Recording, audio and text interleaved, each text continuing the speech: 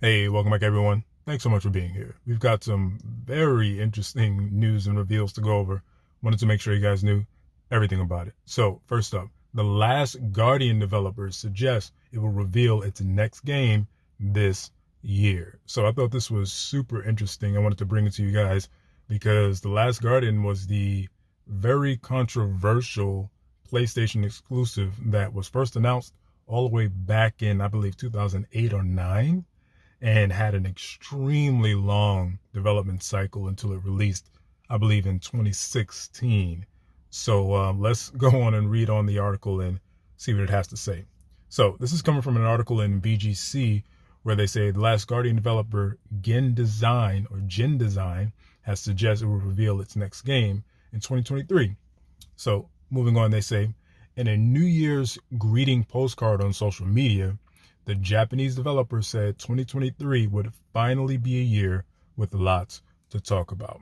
Furthermore, they say, we are working hard to make this a great year for you, so please look forward to it. And they say here, Gen Design was formed in 2014 by former members of Team ICO, the PlayStation Japan team helmed for critically acclaimed projects ICO and Shadow of the Colossus, which were both fantastic games in my opinion. Gen Design's next game will be one of the first published by Epic Games' new publishing label, alongside projects like Remedy's Control and Playdead's Inside. So that's very, very cool. This is Epic Games' new publishing label.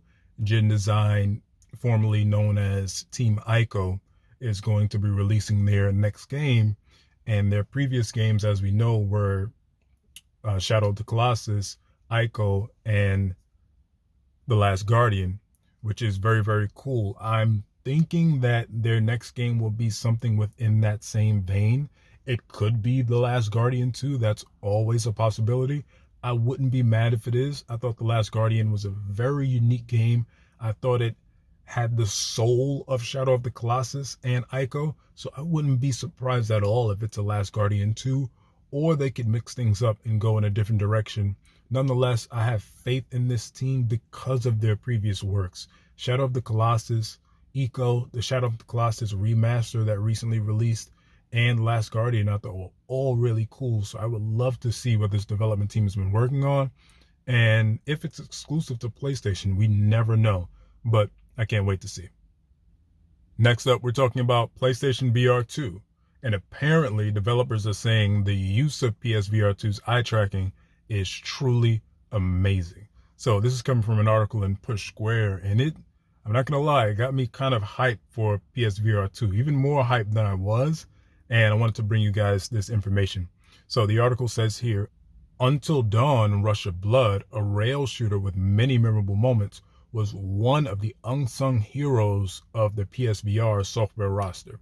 A pseudo sequel, The Dark Pictures Switchback VR, looks set to build on that legacy. While it will offer a similar experience to its predecessor, you're riding a roller coaster through increasingly unnerving environments. It does have some horrifying ideas that will take advantage of the hardware. That sounds good. Furthermore, they say, one feature that's being teased previously but described in more detail by Edge magazine is the implementation of eye tracking. As you may know, PSVR2 can detect where you're looking, and it can use the technology in a number of ways. For many, it'll likely be leveraged for foveated rendering, which we've all probably heard about, which is used to enhance the detail of objects you're specifically looking at, cutting back on computational cost, but there are gameplay possibilities too.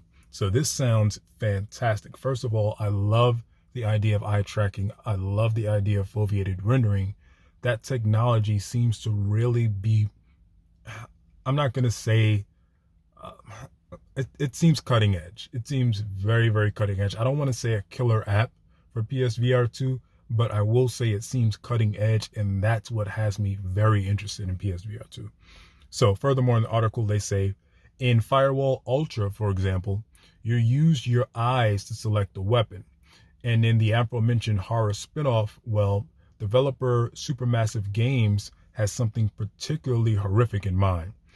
Edge magazine explains a door painted with the instructions "Don't blink" opens up in a room of blood-smeared mannequins in Harley Quinn masks, their bodies twisted into unnatural poses. Eventually, we can't help it anymore and let our eyelids flutter closed. When they open again, the mannequins have been rearranged or have rearranged themselves completely. That sounds insane. I'm not going to lie. That's what drew me to this article. So they may have gameplay implementations where they force you to keep your eyes open and you can't help but to close them after a while. And then when you blink again and open your eyelids again in a split second, everything in the room has changed. Think about that in a horror game. That's going to be crazy. Think about that in a Silent Hill game or something like that. Oh my goodness. Like the foveated rendering, the eye tracking, man, that's really got me interested in PSVR2. I can't wait to see it implemented fully, and I hope Sony develops AAA games, more AAA games than just say Horizon Call of the Mountain with this kind of implementation. PSVR2, it can almost seem like an entirely separate console alongside of the PS5, and I'm fine with that as long as PlayStation puts its full backing and brunt behind it with AAA experiences to take advantage of all this. And this sounds very good in this article, and that's why I wanted to bring it to you guys. But let me know what you guys think about all this. Are you interested in The Last Guardian's developers' new game? And are you excited like me to see what they have going forward, being that their previous titles were very, very good? And what do you think about PSVR2's technology? Are you excited about foveated rendering and the eye tracking technology like I am? And do you think we will get some truly next-gen immersive experiences with PSVR2 later this year? Let me know what you guys think in the comment section below. Thanks a lot for being here. Catch you later.